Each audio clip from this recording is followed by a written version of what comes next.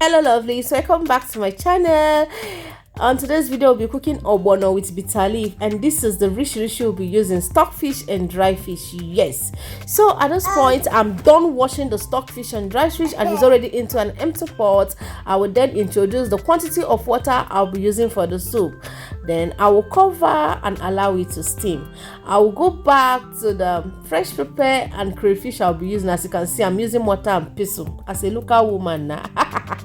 Then I will return back to the steaming stockfish and dry fish to check on them, and as you can see, it is okay. I will now add palm oil. Then the next ingredients, which is the host ogbono, will follow suit. This is actually ogbono. I blended it.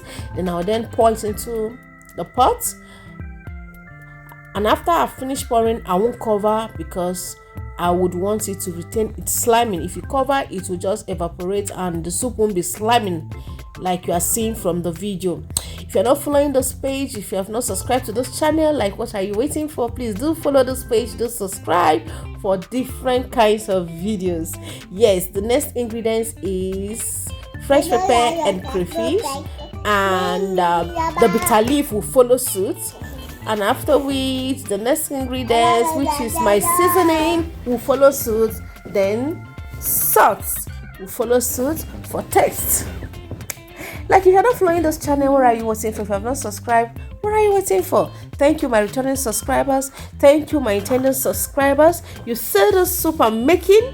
You know, say soup waste soup now money kill, and like this, it is for you. This soup is for you. Soup waste soup, no be money. No be money buy the soup. Now hand wey cook and buy the soup. This is not the era where you say I don't have enough money. Even with your chicken money, you can make any kind of soup. The question is, can you do it? Yes. Thank you for supporting this channel. Thank you, my intended subscribers. Thank you.